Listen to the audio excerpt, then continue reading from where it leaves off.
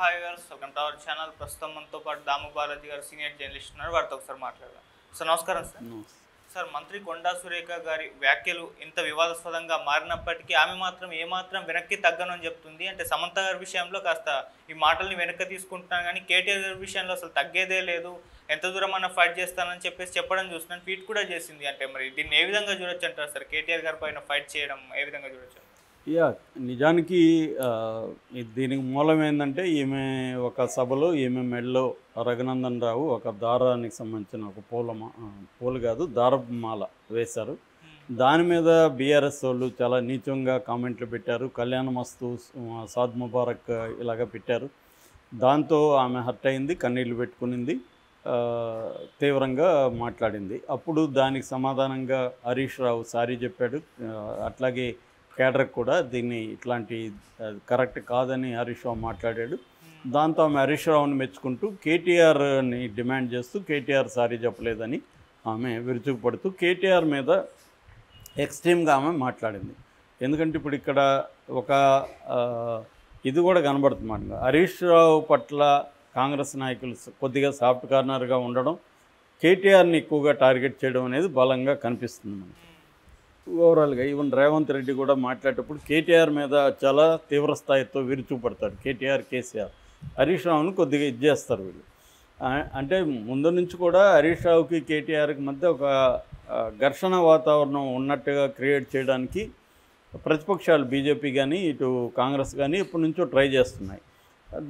దాన్ని జాగ్రత్తగా కేసీఆర్ డీల్ చేసుకుంటూ వచ్చాడు. అందుకే మీ వారసుడు ఎవరని TV9 ఇంటర్వ్యూలో కూడా ఆయన తేల్చలేదు. ప్రజలు నిర్ణయిస్తారు తప్ప నేను నిర్ణయించేది ఏం లేదనేది ఆయన చెప్పేశాడు. అంటే వాళ్ళిద్దరిలో ఒకరు వారసుడని ఆయన చెప్పలేదు. సో ఈ ప్రాబ్లం ఉంది.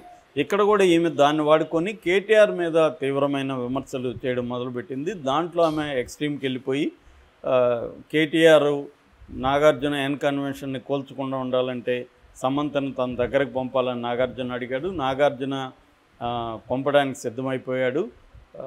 నాగ చైతన్యతో చెప్పాడు. ఇద్దరు కలిసి సమంతని కేటీఆర్ దగ్గరికి పొమ్మని ప్రెజర్ చేశారు. ఆ ప్రెజర్ని తట్టుకోలేకే ఆమె విడాకులు ఇచ్చేసింది అన్న కామెంట్ చేశాడు. దాంతోపాటు ఆమె హీరోయిన్లందరికీ ఇతను కేటీఆర్ డ్రగ్స్ అలవాటు చేశాడు, హీరోయిన్లతో ఇతను పడుకున్నాడు. దానితో వాళ్ళ ఆ ఎఫెక్ట్తో హీరోయిన్లు చాలామంది త్వరగా పెళ్లి చేసుకొని వెళ్ళిపోయారు. ఇది ప్రధానంగా రకుల్ ప్రీత్ సింగ్ గురించి నా మాటలు. సో ఎందుకంటే గతంలో కూడా ఈ విషయాన్ని కాంగ్రెస్ వాళ్ళు విపరీతంగా ప్రచారం చేశారు. కేటీఆర్కి రకుల్ ప్రీత్ సింగ్కి సంబంధం ఉంది. ఆమె కూడా ఖండించింది, కేటీఆర్ కూడా ఖండించారు. అయినా దాన్ని పదే తీసుకున్నారు. అలాగే దీంట్లో ఫోన్ ట్యాపింగ్ అప్పుడు సమంత విడాకులు కేటీఆర్ కారణమన్న ఒక వెర్షన్ను కూడా వీళ్ళు లీక్ చేసి బయటికి తీసుకొచ్చారు. ఎందుకంటే సమంత ఫోన్ ట్యాప్ కేటీఆర్ చేయించాడని, అందుకని ఆమె ఫోన్ ట్యాప్లో ఆమెకి ఇతరుల అఫైర్లు అవన్నీ ఉన్నట్టుగా నాగార్జునకి ఫోన్ ట్యాపింగ్ ఇచ్చాడని, దాంతో వాళ్ళ ఫ్యామిలీ ఆ అమ్మాయిని విడాకులు తీసుకోమని ఫోర్స్ చేసింది. ఇవన్నీ ఒక వెర్షన్ అప్పట్లో వచ్చింది. సో దాన్ని బేస్ చేసుకొని ఈమె ఇలాగా మాట్లాడింది. మామూలుగా అయితే ఈమె మొన్నటి వరకు విక్టిమ్, ఒక బాధితురాలు. కానీ ఇప్పుడు ఏదైతే మాట్లాడిందో దాంతో ఈమె మీద తీవ్రంగా అన్ని వైపుల నుంచి విమర్శలు వచ్చాయి. ఇటు ఇండస్ట్రీలో ఫస్ట్ వాళ్ళ ఫ్యామిలీ తరపున నాగార్జున స్పందించాడు. అంతకుముందే నిజానికి ప్రకాష్ రాజ్ ఇమ్మీడియట్గా స్పందించాడు. ప్రకాష్ రాజ్ ఇదేం సిగ్గులేనితనం అన్నట్టుగా ఆయన గట్టిగా స్పందించాడు. దాని తర్వాత నాగార్జున ఇది చాలా ఘోరమైంది, మీ రాజకీయాల కోసం మా కుటుంబాన్ని ఇలా వాడుకోవడాన్ని నేను ఖండిస్తున్నాను, ఇది అబద్ధం, అసంబద్ధం, ఇలాగా ఆయన ఆవేదన వ్యక్తం చేస్తూ దీన్ని వెనక్కి తీసుకొని క్షమాపణ చెప్పాలని కోరుకుంటున్నాను ఆయన పెట్టాడు. దాని తర్వాత నాగ చైతన్య కూడా ఆల్మోస్ట్ అలాంటిది పెట్టాడు. దాని తర్వాత అమల కూడా అలాగే మాట్లాడింది. సో వాళ్ళ ఫ్యామిలీ నుంచి అలా స్పందించారు. అట్లాగే సమంత కూడా పెద్ద పోస్ట్ పెట్టింది. ఒక స్త్రీ బయటకు వచ్చి ఎదగాలంటే ఎంతో యుద్ధం చేయాల్సి ఉంటుంది, ఎన్నో పోరాటాలు చేయాల్సి ఉంటుంది, అలాంటివి చేసుకుంటూ నేను వచ్చాను. నేను ఎప్పుడు మా ఇద్దరు విడాకులు అమికబుల్గానే జరిగింది, పరస్పర అంగీకారంతో సహృద్భావ వాతావరణంలో జరిగింది తప్ప ఎటువంటి గొడవలు మేము వేసుకొని విడిపోలేదు. ప్లాన్ చేసుకొని మేమిద్దరం కలిసి ఉండలేమని విడిపోయినాం. దీంట్లో ఎటువంటి రాజకీయ కుట్ర లేదు, మీరు కూడా ఒక స్త్రీగా మీరు అర్థం చేసుకోవాలి, మీరు ఇలాంటివి చెప్పకండి అని ఆమె గట్టిగానే మాట్లాడింది. ఆమె ఆవేదనకి స్పందించిన కొండా సురేఖ కూడా మీరు నాకు ఎంతో ఇన్స్పిరేషను, నేను మీరు బాధపడుంటే ఈ వ్యాఖ్యలను వెనక్కి తీసుకుంటున్నాను అనేది ఆమె స్టేట్మెంట్ ఇచ్చింది. అక్కడ కూడా ఆమె ఏమి సారీ చెప్పలేదు. నిజానికి ఎవరైనా కూడా సారీ చెప్పాలి, క్షమాపణ చెప్పాలి. ఎందుకంటే అదేదో నోరు జారేనింది కాదు. కానీ ఆమె సారీ చెప్పలేదు, వెనక్కి తీసుకుంటున్నాను, సమంత మీద చేసిన వ్యాఖ్యలను వెనక్కి తీసుకుంటున్నాను అనేది ఆమె చెప్పింది. అట్లాగే ఇండస్ట్రీలో ఇటు చిరంజీవి కానీ, నాని కానీ, జూనియర్ ఎన్టీఆర్ కానీ, మంచులక్ష్మి కానీ, తర్వాత మన ఆర్జీవి కానీ, వీళ్ళందరూ కూడా తీవ్రంగా చేశారు. ఇంకా చాలామంది చేస్తున్నారు, ఇంకా ట్వీట్లు వస్తూనే ఉన్నాయి, వాళ్ళ అభిప్రాయాలు చెప్తూనే ఉన్నారు. అంటే ఇది అన్ని వైపుల నుంచి ఈమె చెప్పిందని ఖండిస్తున్నారు. రెండోది, కాంగ్రెస్ పార్టీ సినిమా ఇండస్ట్రీని టార్గెట్ చేస్తుందా? ఎందుకంటే బీఆర్ఎస్ సినిమా ఇండస్ట్రీతో ఫ్రెండ్లీగా ఉన్నింది, వాళ్ళకి ఏం కావాలన్నా హెల్ప్ చేస్తూ ఉన్నారు, హైదరాబాద్లో ఇబ్బంది లేకుండా చూసుకున్నారు బీఆర్ఎస్ వాళ్ళు. కానీ కాంగ్రెస్ డే 1 నుంచి కూడా గద్దర్ అవార్డులు ప్రవేశపెట్టడం, దాని పట్ల సినిమా ఇండస్ట్రీ స్పందించలేదని ఈయన టార్గెట్ చేయడం, రేవంత్ రెడ్డి సినిమా ఇండస్ట్రీ మీద, తర్వాత చిరంజీవి స్పందించడం, ఇలాగంతా చేశాడు. అన్నిటికంటే ఘోరం ఏంటంటే ఎన్కన్వెన్షన్ని కూల్చేయడం. ఎన్కన్వెన్షన్ ఒకటే కూల్చి మిగతావి ఏవి కూల్చకపోవడమే ఇక్కడ డౌట్ వస్తుంది. మిగతా పెద్దవాళ్ళు చాలామంది ఆక్యుపై చేసినవి కూడా ఉన్నాయి, అవన్నీ కూల్చుంటే మనకి రేవంత్ రెడ్డి మీద డౌట్ రాదు. కానీ ఎన్కన్వెన్షన్ని కూల్చడం వెనక ఖచ్చితంగా ఏదో కాన్స్పిరసీ ఉందనేది ఇవాళ అందరూ కూడా నమ్ముతున్నారు.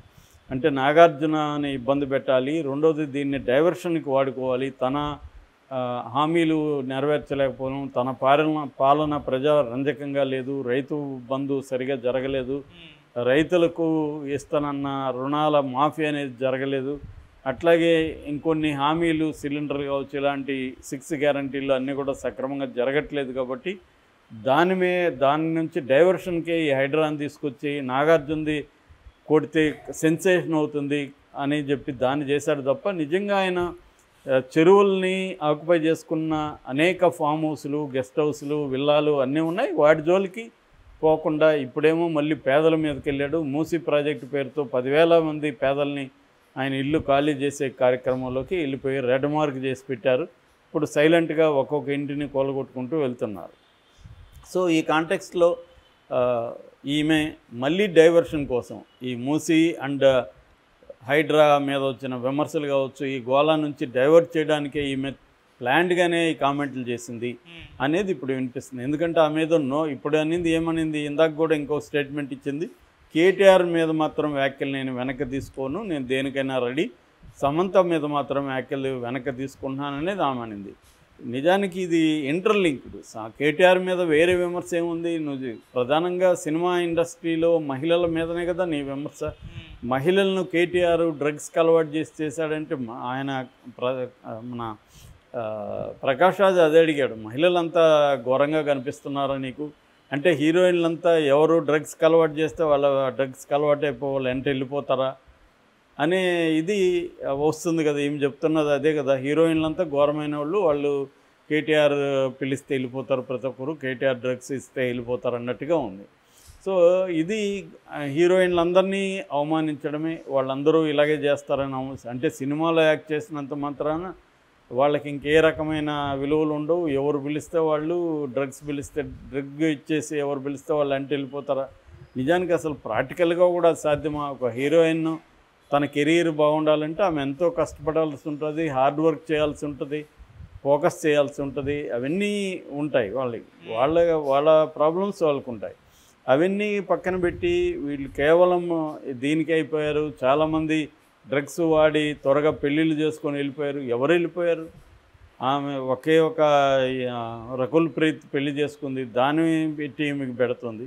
ఇక డైరెక్ట్గా ఆమె సమంత పేరు చెప్పడం అయితే ఆలోచించకుండా చెప్పరు కదా. అంత ఆమె సీజన్డ్ పొలిటీషియను, గతంలో మంత్రిగా పనిచేసింది, అన్ని పార్టీల్లో ఉంది. సో ఒక పొలిటికల్ లీడర్ ఆమె. అలాంటి ఆవిడ ఏదో నోరు జారని అంటుంది, కానీ నోరు ఎలా జారుతారు? అంత క్లియర్గా ఆమె చెప్తుంటే, క్లియర్గా చెప్పింది, కాన్సిక్వెన్సెస్ ఆమెకు తెలియదా? ఇవన్నీ ఏంటంటే ముందే వీళ్ళు అనుకుంటారు, తర్వాత గొడవలు వస్తే ఒకసారి పడేద్దాం, సారీ కూడా పడేయలే ఆమె, వెనక్కి తీసుకుంటానని, వెనక్కి తీసుకుందాంలే అని ముందే అనుకొని రచ్చ క్రియేట్ చేయడం, ఇది ప్లాన్డ్గానే చేస్తారు. ఆ మధ్య కూడా ఎవరో అంటున్నారు, నేను చెప్పేస్తాను మళ్ళీ ఒకసారి పడేస్తాను సార్